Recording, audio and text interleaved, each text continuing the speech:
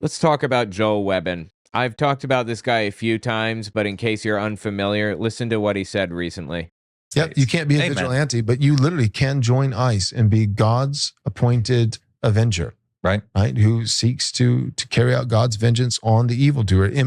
Immigration is evil. So to join the proper mechanism through ICE and to become, in that sense, God's appointed deacon to carry out vengeance on the evildoer who is devouring the inheritance of the children, that is a righteous thing. You can join ICE today and make Jesus smile as you, with a gun, pack foreigners into the back of a van. How fucking disgusting and vile and evil and wrong is that? You can be an avenger today. You can be God's avenger today by packing foreigners into a van because immigration is evil. Every time I hear somebody say this, I have to ask, why is immigration evil? What's bad about it? How is it negatively impacting your life in any way, shape, or form? The answer is it's not. It's not negatively affecting people's lives. Immigration is phenomenally good for society. There is no downside to immigration. None. If somebody is telling you there's a downside to immigration, it's purely and completely because of xenophobia and racism. There is no other reason. Seriously, I mean, really, think about this for a minute. What's the bad part? Adding people to your population grows your GDP. It makes the country more powerful. There is no downside, I'm telling you. So what is the downside in Joel Webbon's mind? Why is it quote-unquote evil? The real answer is actually pretty revealing. Here's the answer right here. I walk around my neighborhood, and it's not that there are different shades of, white and brown. Who cares? No, it's full, straight-up Hindu garb at our neighborhood swimming pool that my daughter is asking. I'm trying to explain. She's like, what, and I don't even know what country I'm in my own neighborhood. I don't know where I am. It's, the number of, when we go on a family walk, the number of Pakistani, Hindu. I have to wonder why he picked Pakistani. That's an ethnicity, not a religion. Also, Hindu garb. I mean, I assume he's talking about traditional cultural dress of Indians, right? Like Indian dress. I would be willing to bet that the Indian he's referring to wasn't wearing traditional religious dress. She's probably wearing Indian clothing, standard Indian dress that they wear in India, if I had to guess. And then he picks an ethnicity, Pakistani people. What's his problem with that one specific region of the world? All these different, not just ethnicities, but religions with... Well, next time try listing religions then, if that's what you have a problem with, instead of ethnicities. With visible religious outfits on. And, the same thing when we go to Costco. I'm like, where am I? And so You're at Costco? You got dementia or something? I mean, it's rare. We'll go on a family walk, and every now and then we'll pass by, a white family that's a man and a woman and has more than one kid. And every time I see it, I'm like, I don't want to be this way. Then don't fucking be this way. So he recognizes that it's wrong to dislike people because of their ethnicity, but he just is that way. The point is to go back to what, the previous video about being vigilantes for God or whatever. ICE is vigilantes for God. It's racism. That's why he supports ICE. It's racism. Plain and simple. Disgusting. Listen to this one from Joel Webbon.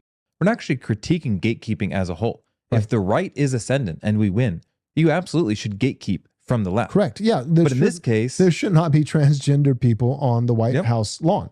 So it's wouldn't you gatekeep? Why shouldn't there be trans people on the White House lawn?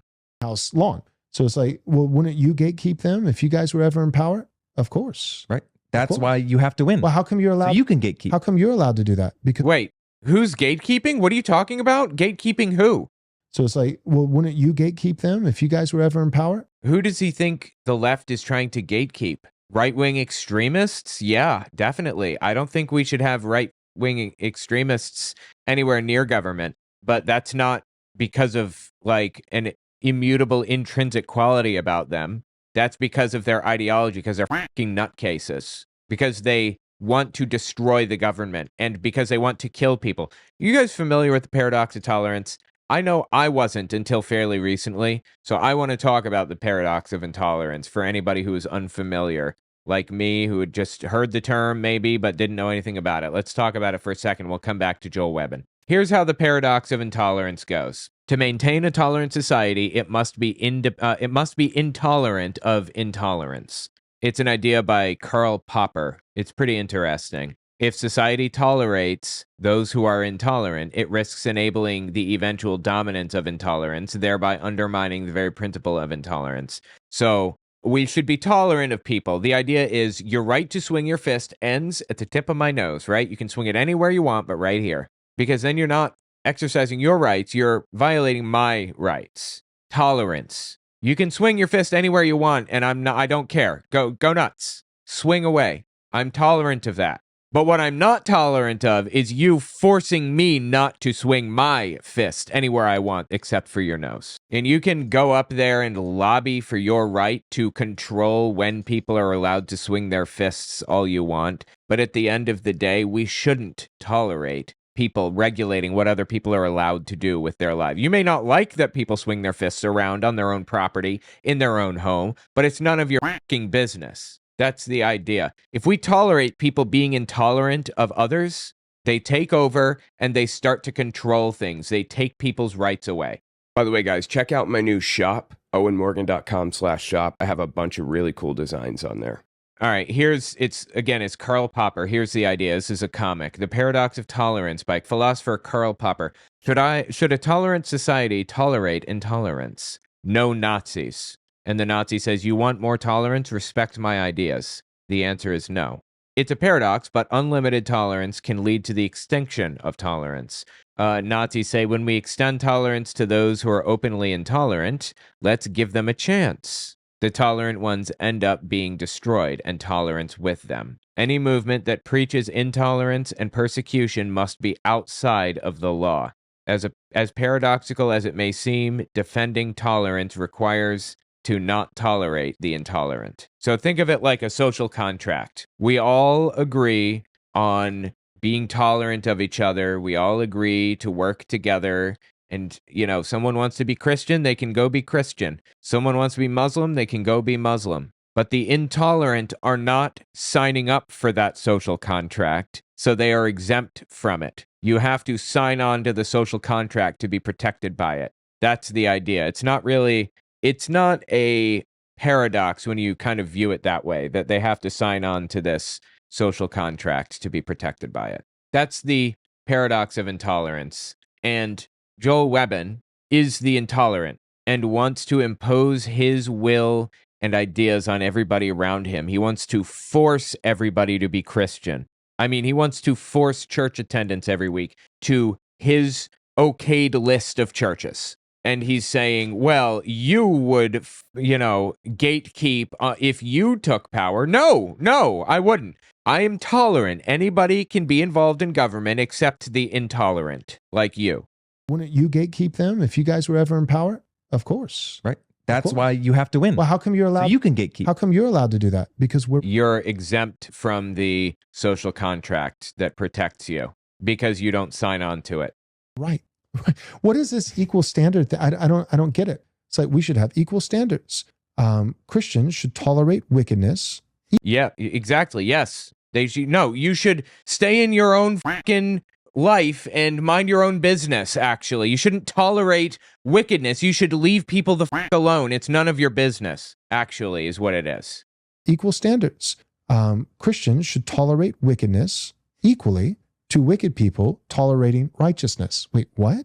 Hang on. That's correct. You know why? Because I believe that you are wicked. You are the wicked one in this equation. You are saying that ICE is God's chosen avengers. That's fucking wicked. You view me as wicked. I view you as wicked. The solution is to leave each other alone. But see, he's not signing on to that agreement that I just made to leave each other alone. And that makes him exempt from it.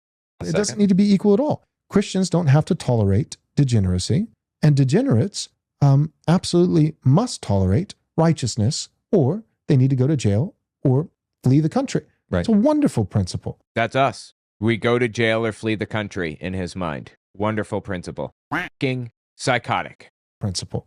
Perfectly biblical. No, there's nothing equal about it. This dude is straight up evil. Seriously. Like I said, you know, this guy, this is wickedness if I've ever seen it. He's also a Holocaust denier. He's basically take a bad position and he holds it. Sign up for my Patreon. I'd really appreciate that very much. It would mean so much to me. This is like a really precarious moment in history, in U.S. history, and for me personally. So it would mean a lot if you sign up for my Patreon. Check out cultarchive.org. I did a cult test, basically, where you can see if you're in a cult, and you can look at the historical tests of other groups that already went through this. Also, check out my merch. I have a whole bunch of really cool shirts and stuff. Really interesting. I would really appreciate that. Check this one out. This really lays out his positions. Laws don't just result from the culture of a people. Laws then turn around and shape the culture of the people. Right. So there is a very real sense in which culture is downstream from worship, but part of our worship produces a legal system that then continues to disciple and radicalize people further and further.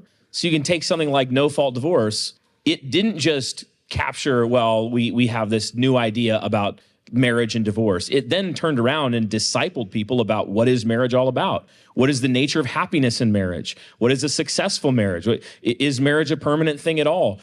So law has a didactic value, and that's part of the top-down conversation, is that 3% gets a Dusty Devers elected, and then Dusty gets signal boosted by all the the leftists that hate him, and they end up accidentally discipling a couple thousand more people every time they do that to agree with you. Well, the point or the idea behind exposing Dusty Devers, Joel Webbon, and people like that is that they already have a lot of influence.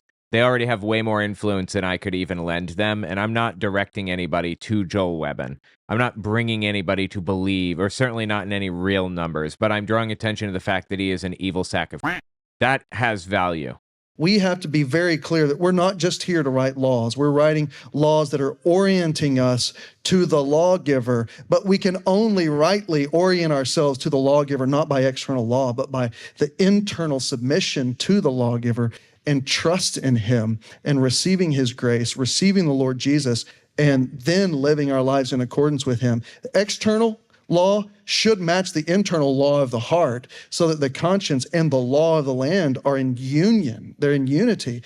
So he's describing how he intends to impose Christianity on everybody. He says he wants, by the way, Dusty Devers on the left is an Oklahoma state senator, if you were curious. That's who that is. And obviously agrees with Joel Webbon on just about everything. And he says, here, there's another one. This video, check this out. So I didn't catch any of the Allie Beth Stuckey tradwife conversation because I was out legislating morality. He's legislating morality, he says. He believes that it's a good thing to control people's actions and force them to act according to his interpretation of the Bible. This is what I'm talking about with the paradox of intolerance. This is intolerant of everybody who has a different lifestyle than him. He's trying to impose his lifestyle on everybody else. And we must be intolerant of people like that. We must exclude them from the social contract. They are not protected from it, and he has no place within public society because of the shit that he wants to push on people. His, anti-Semitic, anti-black, anti-gay, anti-everything positions are vile and evil and wrong. And I just am sick of it, honestly. These people are fucking evil and are exempt from or excluded from the social contract until they're willing to allow people to live their own fucking lives in their own way without imposing their own lives upon them. Anyway, tell me what you think about it in the comments. And also tell me what you think about Miki, this super good kitty right here.